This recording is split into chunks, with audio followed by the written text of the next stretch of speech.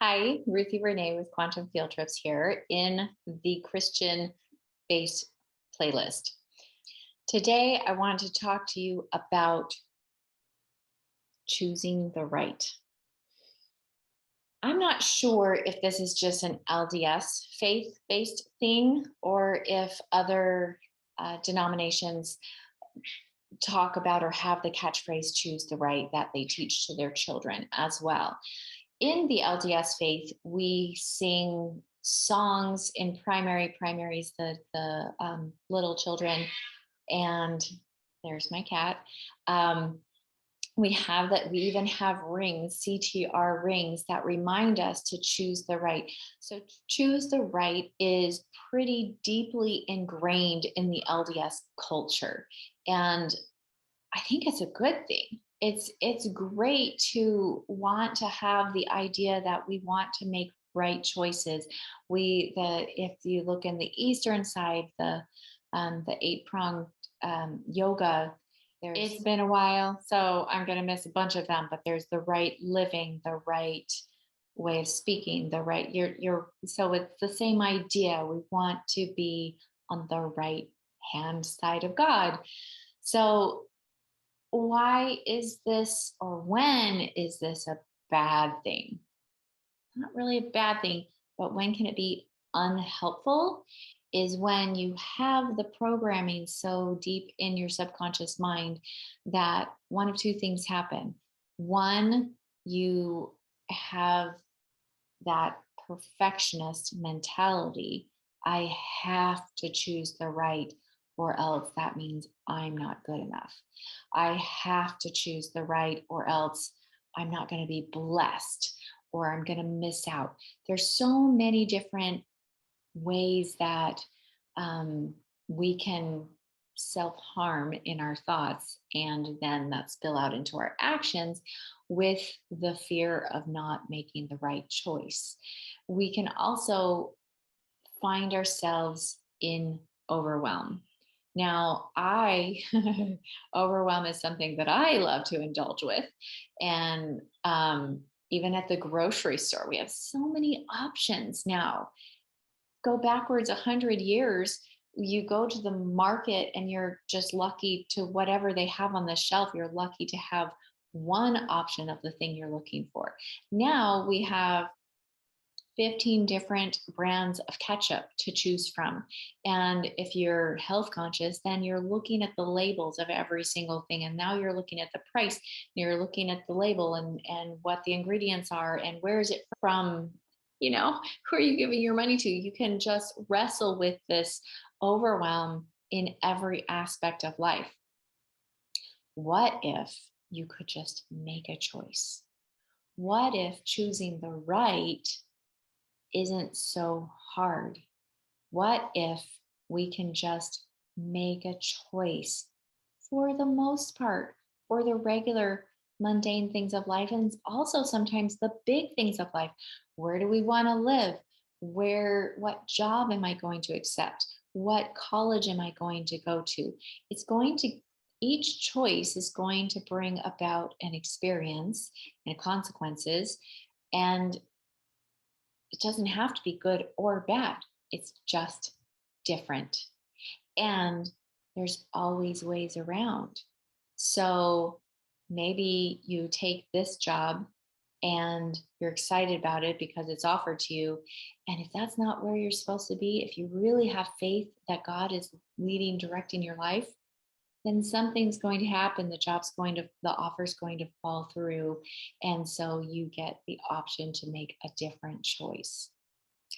Because I'm a mother, a lot of the insights or aha moments or connections that I've made in my life are through parenting. And I model that with my heavenly parents, who I believe we have more than just a heavenly father. There's a heavenly mother as well. That's just my personal beliefs. It works for me in my head. So in my own family, I think about my children and I think about how fun it was to watch them make choices. And sometimes it was frustrating that they would take so long and we were in a hurry and we just, okay, this is done. We're going to do it. Often I would just give them two choices. Do you want to do this or this? So then they get to feel like I'm empowered, I'm making choices, but they don't have the decision overwhelm. Watching them navigate their little choices with me as the parent almost was never a big deal. They're choosing what clothes to wear. Okay, so maybe my son wants to wear shorts and it's snowing outside. Is it going to kill him? No, he's going to be outside for 10 minutes before he gets on the bus. And then he's going to be in school all day long. And then he's going to freeze at recess. And he's going to freeze the 10 minutes on the way from the bus to inside the house. Maybe that's what he needs to teach him the lesson of, I don't like to freeze. Maybe tomorrow I'll wear pants. And then he learns the lesson. Or maybe he realizes, I really enjoy being in shorts all day at school. It's worth the sacrifice of being cold for a few minutes. That's a choice that he gets to make. And I don't get hung up over it. I really believe that God's the same way. Most of our choices are just choices. There's no peril consequence. And almost always we get to turn around when we've chosen the wrong way. It's just, this wasn't the way I wanted to go. Let's turn around and go the other way. It saves time sometimes to make a mistake and know that's not what you want, like dating. How many of us have dated and we go out we kiss a lot of frogs before we kiss our prince, right?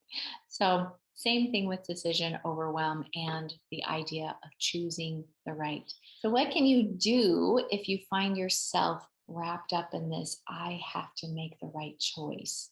My salvation depends on it. First, it's the awareness, right? Going back to all the A's that I always do.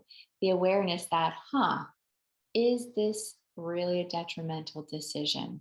Can I just make a choice?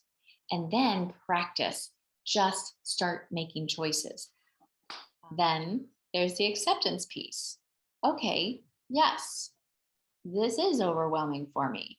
I am worried about pleasing God or making the right choice. And then you start to move into the analyzation. Analyze, is this a decision that is going to affect my salvation? If the answer is no, then just make a choice. That's your adjustment, is just make a choice and see what happens. You can always change your mind. If it is a decision that is going to affect your salvation, then maybe you can get a trusted friend or mentor or guide therapist to help you work through it and see things clearly. Sometimes it's hard for us to see our thoughts clearly when we're so close to them. Also, one last tidbit for the subconscious mind would be to recite an affirmation when you're brushing your teeth. And if you have been in any of my classes and you're looking at your eyes in the mirror and you're saying, I see you, I love you, you're more than enough. Something you can add is that I believe in you. I make good decisions. Decisions are easy. It's fun to see where my choices lead. Something like that. Find an affirmation that works for your mind. And then the affirmations are asking the question, why? Why am I so good at making decisions? Why is it so easy for me to make decisions? What is it about choices that I love? So there you have it, my friends. Make good choices, but don't stress yourself out about it. And because then you're just wasting your time not making any choices. There are many right ways. Remember the Robert Frost poem, two roads diverged in the woods, and I chose the one less traveled, and it made all the difference. If you've not read the whole poem, it sounds like he's saying, choose the right. It's going to make all the difference in the world. But if you read the whole thing, you see that both directions, as far as you could see, they're pretty much the same. You're going to navigate through where you need to be. So let's let go of the stress and pressure of having to have every decision we make be right and allow the right part to be just who we are. We're aligned with God, and that's how we're choosing the right. The right way is our feeling, our who we are, our essence. And then our choices are all right. They're all going to be good choices because you're a good person. Does that make sense? Let me know what you think. I'd love to hear what your thoughts are. Thanks again. This is Ruthie Renee with Quantum Field Trips. I hope you like and subscribe.